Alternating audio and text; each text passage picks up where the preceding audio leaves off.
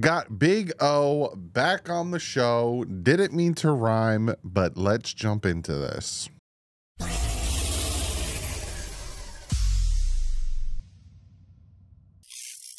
What is up, Finn fans? Yep, you read the title right. Me and Big O sat down on Tuesday, recorded a session, was going to put it out yesterday, but then this Connor Williams news came out, and I was like, let me talk about that while that's still hot and fresh, because me and Big O kind of talk about everything involving the offseason.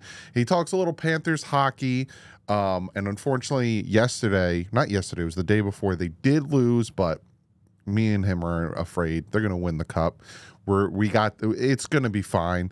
But yeah, we talk about a bunch of stuff that it's going to be fun conversation. So without further ado, sit back and check out what me and Big O had to say about the offense, the defense, Tua, the coaching, so many different things. And I will see you guys tomorrow in the next video. But like usual, stay classy and fins up.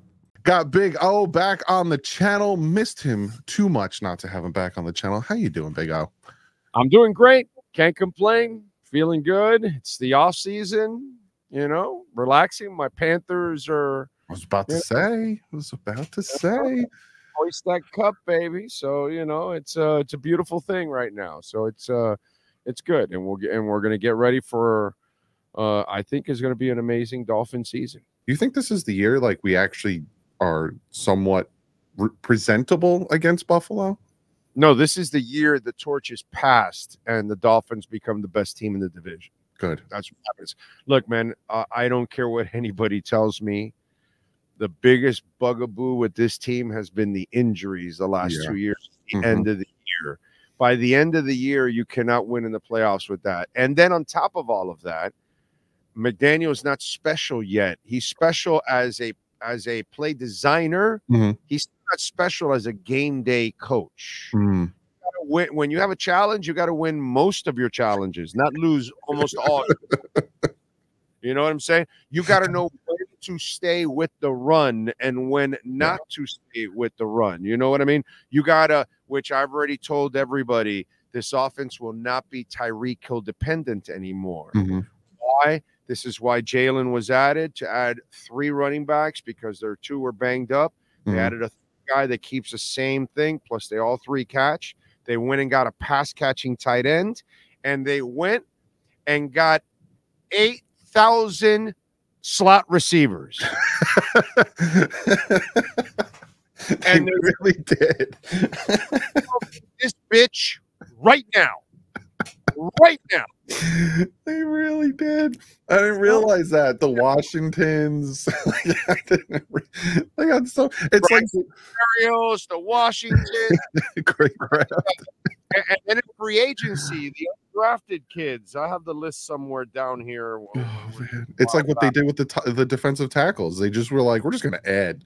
Yeah, they didn't screw around. They went and added more guys. And it was like, no, we're solving this problem right now. And so that's what's going on. So, there are things that they have to do, and they have to grow him as a coach and the team healthy, and the rest, I think, lands into place. I think everything will be just fine. I'm not even concerned about that.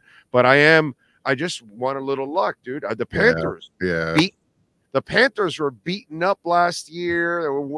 There one year where you had a broken clavicle for Kachuk, and Radko was playing with a high ankle sprain, and another guy was playing with it was like some kind of knee sprain or something, and they were out there. By the way, Kachuk scored with a broken clavicle. Jeez. He scored a goal in the NHL with a broken clavicle. I could not get out of bed with a broken clavicle. Okay? No. Oh my gosh. No way. I would struggle just to get out of bed. This man played NHL hockey and scored. Okay? So, these people are made like they're different. But I'm just saying, it's just, I just think you need health. You need breaks. And Miami, that's the one thing, man. Just a luck, dude. Please, at the end of the year, I know you're going to have an injury or two, but it can't be your entire linebacking core, No. pass rushers. Your free safety's got 2 busted up knees. Your one corner, your oldest corner is playing like a shell of what he used to. Groin injury. 2/3 of your offensive line is decimated. Plus the back 13 different iterations of our offensive line last year. It was ridiculous. The backup centers playing injured. Eichenberg. I mean, it was our 2 running backs were playing banged up too by the end of the year. It was just freaking stupid, bro. It just point where, and if you're gonna win, you're gonna need like a Spo that sometimes can do stuff, or a Shula. Talk about like and McDaniel has not proven to be any of those guys yet. I love his offensive mind. Yeah. He's no Eric Spoelstra, Don Shula. That's oh wait a minute, I got Doug Peterson. No problem, bro. We'll win 325. Just let's go. Let's go. Oh, wait a minute. Lost Greasy. We haven't drafted Marino yet. We're stuck with Woodstock. Yeah, let's go to the Super Bowl. Oh, wait a minute. There's a strike in the middle. Oh, we've got scab players. Guess who's going to outcoach everybody with scabs? Shula. Why? Shula will get your grandmother, and the bitch will run for 500 yards this season. Okay, so there, when Bum Phillips says he can beat hisin with yoursin and yoursin with hisin, it's over already. It's like, I'm done, dude. I'm done. It's like, and Spo's the same way. Yeah. You give him crap and he just figures out a way to get the most out of it. McDaniel's not that guy yet. Maybe he is down the line. I don't know. But he hasn't proven to be the guy that can. So if you're going to have all those injuries, he's not the guy to overcome that kind of stuff. He needs a healthy team. So he first has overall success. So he start to learn how to then do all the other stuff, maybe if he's ever going to get to that point of a Shula or a Spo, in this town. Yeah, because the biggest stigma with this team is the cold and the late in the year, and all of that stigma goes to Tua. Now, I'm not saying Tua doesn't deserve some of it. Like, there is some of his play. We didn't win with Shula in the cold, dude. It's been forever. It's been forever. Ask your dad, bro. Ask your dad about us going out west we're gonna go play the Raiders. Oh shit. Shit. Something always happens out there. We never win out there. That's been our bugaboo forever, dude. It's been why? Because we haven't had the team. Yeah. Not the one play. We had Marino. If one guy that could be Atlas, it would be Marino. But in the NFL, there's no such thing as Atlas. It just doesn't exist. You need a couple of years ago, Mahomes got to the Super Bowl and got his ass handed to him because he had no offensive line. Yep. This year, he won a championship, and he was secondary, my brother, because Chris Jones and that secondary is the one that won that championship, not Pat Mahomes, dude. Pat Mahomes and the offense rode the coattails of Chris Jones and the best secondary in the NFL. Those people molest you, bro. They molest you. I mean, that's not coverage. That's molesting. You know what I'm saying? So it's nasty, and you need a team. That's a prime example, and it kind of goes back to what you were just saying about Mike McDaniel, because I was reading an article, because a lot of people were poo-pooing the fact that Mike McDaniel's a player-friendly coach. Andy Reid's a player-friendly coach. And while I was reading this article, they were talking about how Andy Reid completely switched up his offense because he had no receivers. He made Patrick Mahomes into a more conservative passer. And like you said, all of a sudden, that defense is what took them where they had to go. Because if you look at his stats throughout the season, Mahomes wasn't great. He wasn't, MVP caliber. Playoffs, he did what he had to do. But like you were saying, that defense was keeping him in games. That defense was shutting down the opposing team. And Andy Reid made the choice and made the decision. This is how we're going to win.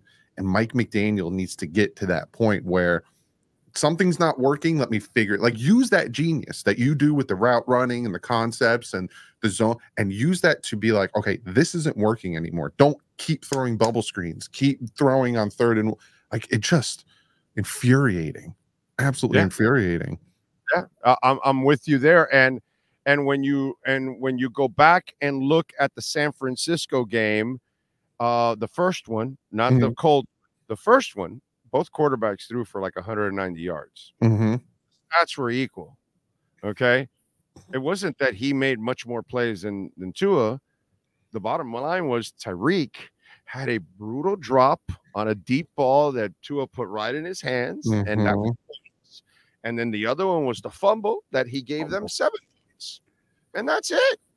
And that was the difference in that game. It wasn't that Mahomes was special. And you know, I love how they Tua. What? No, dude, nobody was special there. But the few throws that were made, Tua did make the throw. And by the way, Tyreek also dropped a slant. But that one was a little behind, so I won't pick on Tyreek too much on that one. But the deep one, he had no excuses. Yeah.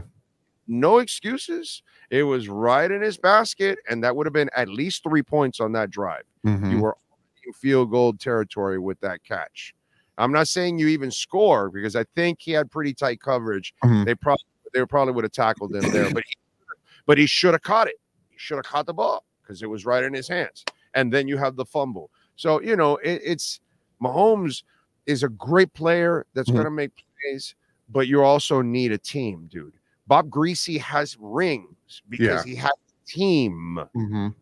Doesn't have any rings because he didn't have the team, dude. And he had the best coach in the business, but the best coach couldn't produce the defense and couldn't produce a running game. And so you just can't ask 13 to carry you and do everything and overcome a real team in the Bills. You know, in the 90s, like, they were loaded, bro. They had a beautiful defense. I wish Marino had that defense. Oh my God. And then with the pass rush, and then you got the receivers and Reed and Kelly, and it was Kelly and all those. Oh my God. That team. 4 straight Super Bowls. How many did they win though? Well, they should have won at least the one of the field goal kicker, Norwide. Yeah. You know, right. I mean, Norwide has to hit that field goal, bro. Come on, man. But you gotta admit, it's fun to watch, and then it's fun to watch it again happen last year. Wide right. They get so cocky. And then when stuff like that happens, because they're the Bills. Like, I'm a Mets fan. So when things like that happen to me, I'm like, I'm a Mets fan. I'm gonna enjoy it. Whatever. Bill fans are just, it's just fun. It's just fun to watch. But talk about quarterbacks, because Marino, Greasy, all these guys, Tua. He is waiting for a new contract. And we just saw Trevor Lawrence get a contract. I was looking at Trevor Lawrence's contract. I like Trevor Lawrence's contract a lot because there's an out after 2027. There's no dead cap after 2027. So essentially, it's like a 3-year contract extension. They're front loading it, right? Yeah, it's nice. And the biggest cap hit is in 2027. It's only $35 million. So what is your thoughts on, like, I personally keep saying I think the contract for Tua is going to get done before training camp starts. I wouldn't be surprised, like, in the next couple of weeks it gets done. What's your thoughts on what's holding it up, and when do you think it's going to get done? I think there's a couple of things going on right now. I talked about it on my show today. One, you know, a lot of people are like, oh, maybe they're lowballing Tua, or they're whatever. Listen, man. First of all, I want you to go through history. I try to tell people, look at since Greer officially took over, this is his 5th year officially taking over, fully in charge. Okay. The 3 Flows, the 2 McDaniels, and now going into his 6th year, actually, right? So now he's going into his 6th year where he's fully in charge. Okay. Throughout that time, all right, I'll give you recent history so people, you know, because people forget after everything goes by. But, oh, my God, Devonta Smith signs. Oh, man, what are they going to have to pay Waddle, this, that, all that? And, oh, this guy signs. And then, oh, my God. And so eventually the Waddle contract comes. And then you start looking at the Waddle contract. You're like, oh, all right. Came up for us. All right. You go look at Jonnu Smith. Hey, man, for that price, wow, I'll take Austin Jackson. Wow, that's a gift for 3 years. In the end, watch all the contracts that they sign. Start saying, like, Oh, wow, that was a good deal. Mostert scored 20 touchdowns. They're paying him, what is it, like $2-3 million or something like that? Like, you're like, what the hell is going on here? Like, this guy gets all the. So why are you freaking? Not you, but everybody there. Why are you freaking out about, Tua? That he's going to get paid 51 or 52 or 53 or 54 or 55 or 56? Like, who cares, bro? That he gets. What does Trevor Lawrence have? 200 million in guarantees, but really it's like 140, 70, 142 at signing. Okay, so they give to a 152. I mean, what are we doing here? That's not the team's money. That's the owner's money at signing. No, but and the way they're playing with that, all that kind of that difference, that's all the backloaded stuff, anyways. Yep. So you have to work. It's that. See, here's my thing, and what I've been telling everybody: there's already some kind of a ballpark that they're in already. They've been there already. How is it that you sign everybody around him, and you haven't signed the most important contract of them all? Because you and Brandon Shore and Greer and McKenzie and Allen have already worked out the numbers, and they know what they have in order to get all this done. And if we're going to sign Calais, hey, Calais, this is what we have for you. Hey, if we're going to sign Jordan Poyer, this is what we have for you. And so you end up getting all these team-friendly type deals done. And then on the flip side, if you're Tua's agent, okay, let's have some fun here. Okay, if you're Tua's agent, what are you in the hurry for? Exactly. Are they playing football right now? I'm sorry. I must have missed it. Are we previewing week 1 right now? Are they? Or is training camp starting right now? Is preseason starting right now? There's no hurry. The only people that put a hurry in it is the media. My brothers and sisters in the media are the only ones that put it because they have to live off sensationalism and drama. Yeah. They need clicks and views. They play it for clicks and views. Especially now when it's dead. Unfortunately, on my channel, I don't play for clicks and views. I just call it just like I see it. And it's boring sometimes. But, man, go check my track record. It's pretty spot on. So I'm just telling you, I just think this is not a big deal. People are making and maybe these guys are slow walking a little bit so they can see the Trevor Lawrence deal. And Jordan Love is still to do, and Purdy and all that. And so it might bump up a little bit of their guarantees. Is it going to change any of the early numbers? They already know what they're paying him in the early numbers. They already have that. So what's left? The guarantees and maybe an injury protection type of thing. An out clause after the 3rd year or something like that. Those are the little things that are important, but those kind of things that they could be negotiating and that kind of stuff. But if they're signing all of these people and their entire draft class, come on, dude. Like, important contract. You're going to tell me you don't have some kind of an idea of already what you guys are already been talking about? Of course you do. You've got that's the least of your concerns. It's the other stuff that you're working out now. Yeah, it's like you're saving up for that new bike, and then your friends want to go out to McDonald's, and you're like, I can go to McDonald's. I got the money aside for the bike. I can go do this, and that. Yeah, I agree 100%. And I always tell people when these contracts come out, because everyone looks at that average salary and think that that's, oh my God, or the total 270. He signed a 5-year, $275 million, $55 million a year. That's as much as Burrow. They're the highest average. It means nothing. Guarantees, structure, and outs is where you're looking at. Like you said, his guarantee at signing is 142, but his total guaranteed is 200. So essentially, he signed like a 58 million guaranteed contract. That's gonna that's it. It's not much, but yeah, you hit the nail on the head. Especially when you look at Justin Herbert and Joe Burrow. When they went into contract negotiations, Justin Herbert didn't sign his contract till July 15th. Joe Burrow till September. There's no hurry. No, it's not an overnight thing. And I talk about that on my channel, where it's not like the player sits down and the GM slides him a contract and he goes, oh, okay. And then he signs it and then they're done. Like it's a back and forth thing. But speaking of contracts, let me explain what's also going on here. Okay. the people that are stirring up all the crap on the Tua contract, oh, what's going on? And are they lowballing him? Why is it taking so long? Maybe they don't want him. Make him play on the 5th year. All those people are the people that never believed in Tua. 100%. He can't play, that he doesn't have a strong enough arm to get the contract. All that.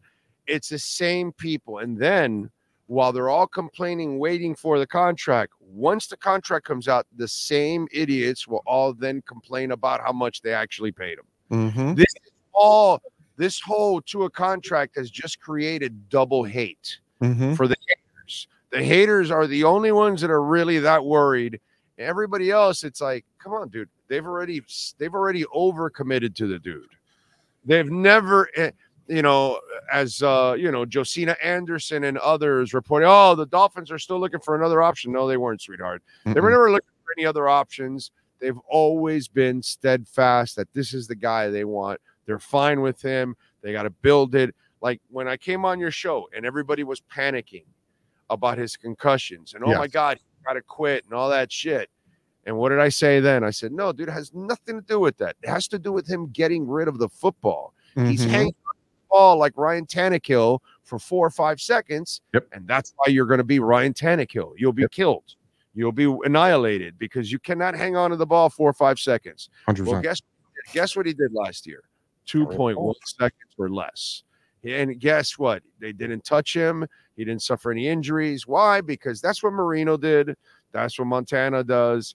That's what Peyton Manning. That's what Tom Brady. If you notice, I'm pretty much talking about the guys that really can't move. Okay.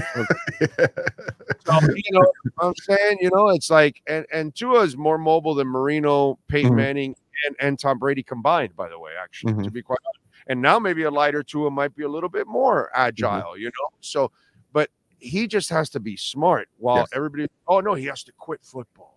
He has to quit football. That's fine. Do you tell coal miners to quit? Do you tell lifeguards to quit? Do you tell policemen to quit? Do you tell firemen to quit?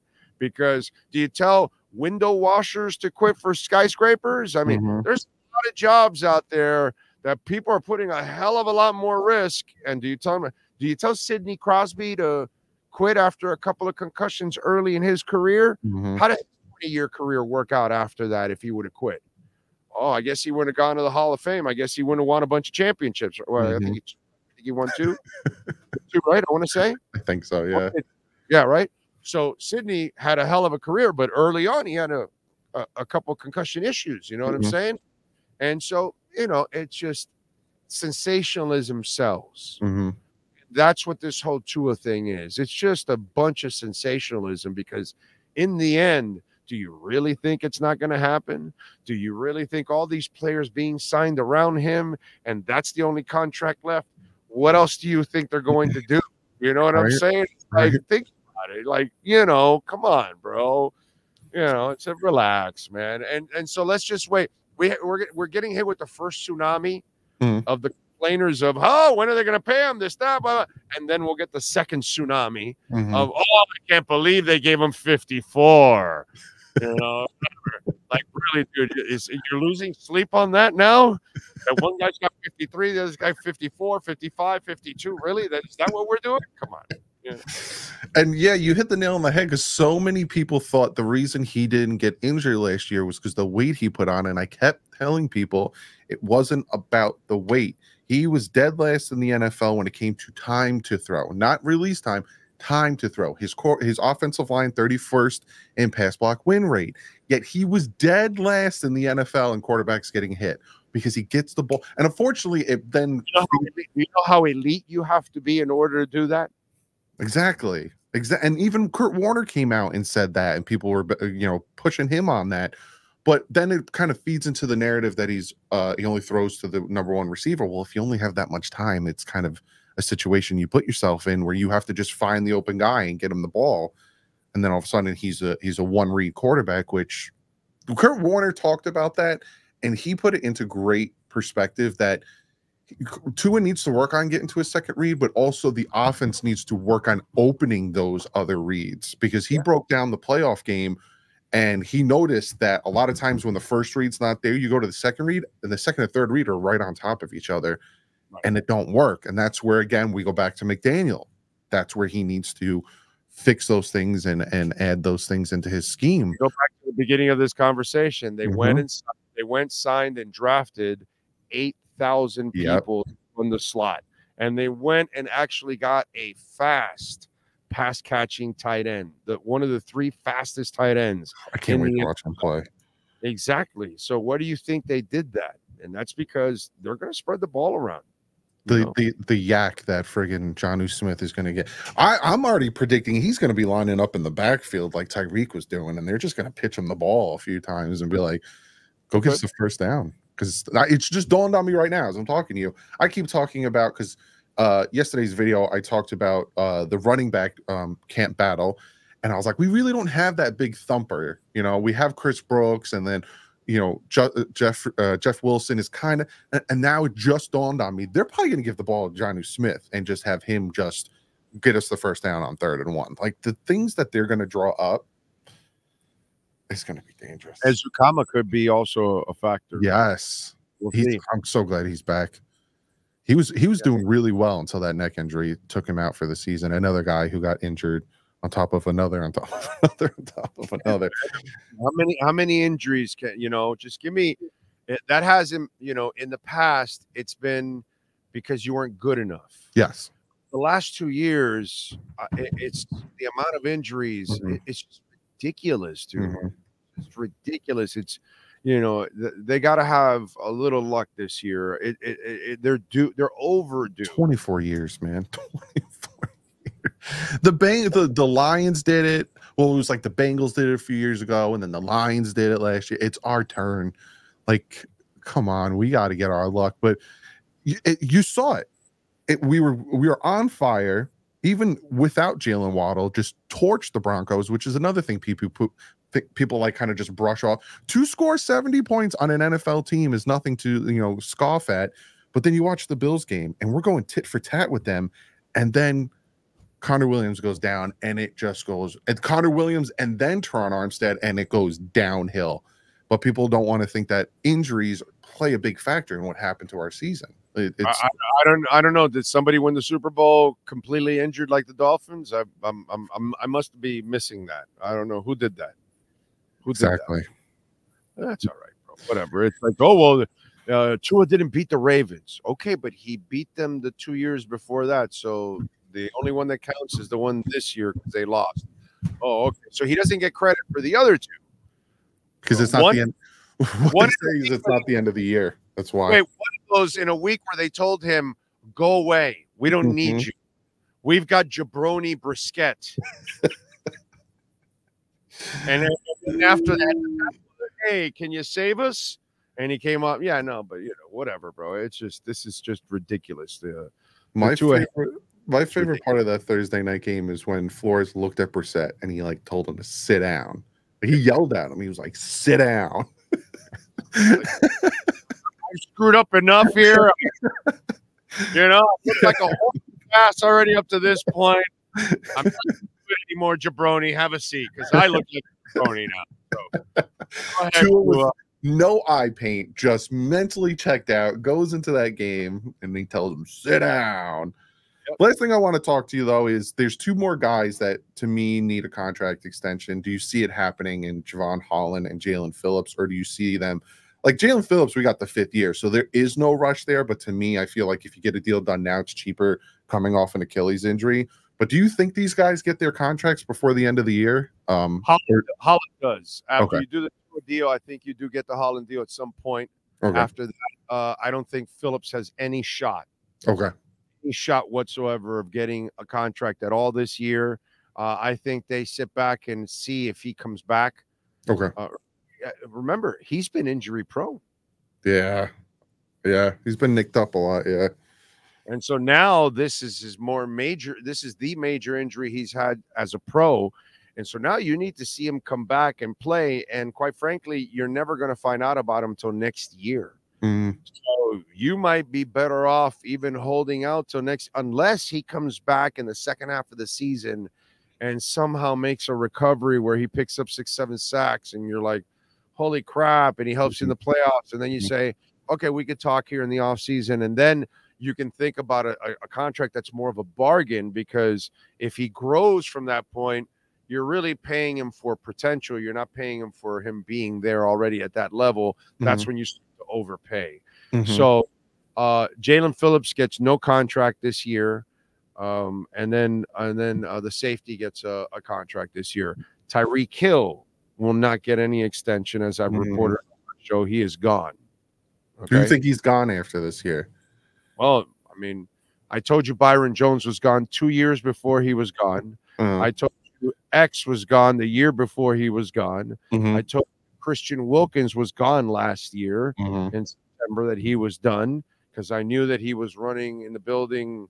And when he didn't get his contract, he was mother effing everything about not getting his contract. He was pissed. They were painting a rosy picture, and there was no rosy picture. And as for Tyreek Hill, the most ridiculous thing in the world is to even talk about a contract. That guy has zero leverage. He's been an absolute disaster. Okay? Off the field, this guy almost assaulted a man on a pier that if 5 people didn't stop him and his friend didn't stop him another time, besides the slap, it would have been ugly. An IG model's leg is broken. He's got his kids setting his house on fire. He files for a divorce and then blames someone else. Like, really, is there anybody else to blame? You're at a comedy club where he doesn't get in trouble, but his entourage gets in to the fight. Okay, this is what we know. What is it we don't know that's gone on with him also at the same time? So Tyreek Hill needs to shut the hell up. Really good soldier for the next year, play his ass off, and then hope that next year some 30 other teams, one of them might be interested in picking him up. The Dolphins have to pay way too many people, okay? And it's just not going to happen. So you're not going to get a contract here. They got to move on. They'll draft another receiver next year in the 1st or 2nd round, and then get elevated. And as I've said, Odell Beckham signed a 1-year contract, but it could become a 2-year contract, because if Odell Beckham has a solid year, is healthy, right? He hasn't been an issue anymore. If you look at it the last 3-4 years, he's been a solid citizen. So he finally matured. He's not doing any of the stuff. So he's never been a criminal, but it's always immature crap that he's done, and he's eliminated that immature crap. Okay, so if he's, you know, mature and playing and then healthy and has a solid year, you bring him back for 1 more year, because you're drafting a 1st or 2nd round pick. You don't want to put the weight of the world on the kid, so you want to ease him in. So all of a sudden now you got Jonnu Smith, you got Waddle, you got Odell Beckham, maybe one of the Washington kids, you know, you got all those running backs. You don't put all that heat on the 1st, 2nd round pick to come through next.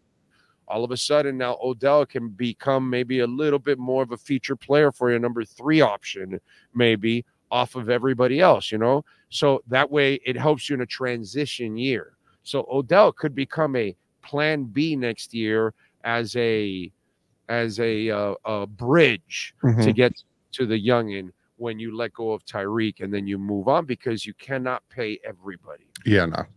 That's just not, you just can't do that, unfortunately. You know what I'm saying? So that's why I'm saying that Tyreek has 0 leverage. He can't form any stink, because he's formed enough stink already for the last 1.5 years. He needs to be quiet, and he needs to have a year where he actually just plays football. Oh, and by the way, on the field, he needs to stop having key drops. Yes. He and Waddle too, by the way. They drop too many key balls. They don't drop a 2nd down in the 1st quarter, you know, on the 2nd drive on your 37-yard line or something. No. They drop the ball in the end zone, a 1st down inside the red zone. They drop a key bomb or something. It just, that's the one thing also he's got to tweak in his game this year. Those key drops, he needs to erase them. You're going to have a couple of drops. They all can't be the aforementioned Kansas City game. You know, that can't happen. You got to catch those. Buffalo 2 years ago, you're in the red zone and he drops a touchdown, and then Sherfield drops a touchdown right after. You know, Mm-hmm. that can't happen. You Mm-hmm. know, it cannot happen. And he's had a whole bunch of other drops. Mm-hmm. So those are things he needs to actually see. The media has it wrong, but they need the sensationalism. Yeah. So that's why my brethren plays it that way. The fans really don't look at it that way, but you should. The bottom line is the team has all the leverage here. They don't need to extend him whatsoever. Mm-hmm. He needs to be quiet and be a good soldier and play for the next year and play hard and play smart. And then at the end of the year, he needs to have his options open. The last thing he does is raise a stink because Greer isn't going to give him the money. And then at the end of the year, that's more baggage that you cannot sell in the offseason to another team, to a receiver that is now entering his 30s. Very, very true. Big O, thank you so much for stopping by. What do you got going on? You guys, follow us on YouTube. We're on every day, usually at 10 a.m. Actually, tomorrow will be 11 a.m. because I'm actually going to do a post-game show with the Panthers. Hopefully, we'll be talking about a cup win today on the channel. We're an all-sports talk show, but we give a lot of Dolphin information. We break a lot of Dolphin news before everybody, like months, sometimes years before. Sometimes we tell you things that nobody will know. You know, like Flo getting fired in the middle of a winning streak. And I apologize if I piss you off sometimes. But if I do it, it's because there's a reason why I'm doing it. So, but please follow us on our YouTube page at the Big O Radio Show. They're on YouTube, on Twitter at Big O Show. And that's it, man. Just support the channel if you can. And we appreciate it as always. Yeah, go check them out. Big O, we will talk soon. I'm thinking before the season starts. I think we do a preview of the season. Yeah, I already took the over 9.5. Oh, yeah. 9.5. That's ridiculous. Yeah. Love it. I love it. I got the Panthers plus 850 for tonight. Nice. In the cup. So, yeah. So we could get healthy by the end. You know, if by the end of the preseason we don't have any bad luck, you know, maybe I can bet the Dolphins deep into the playoffs and maybe in the Super Bowl. Who knows? I mean, it's a hell of a team, dude. Yeah. I'm really excited about this team. I'm really, really excited. I think they got better everywhere, except, okay, defensive tackle, you might have taken a step back with Christian Wilkins. But the Calais Campbell signing will make up in key moments. Yes. You won't lose as much now because that guy will be playing in key moments. And then this guy Weaver is going to have waves of players. And now I understood why they signed, 10,000 defensive linemen, because they want to have waves of players. They signed 10,000 slot receivers to solve that problem. And they signed 10,000 defensive linemen to solve another issue. So you got an ex-wide receiver and our head coach signing 10,000 wide receivers, and you got an ex-defensive line player and our coach signing 10,000 defensive. It just makes sense. They know what they're doing. We're the 10,000 maniacs. Band is disbanded. Now we're taking the name now. So there you go. Oh man, go subscribe to Big O. Big O, I will talk to you soon, bud. You got it, baby. You guys be good out there. Go Fins.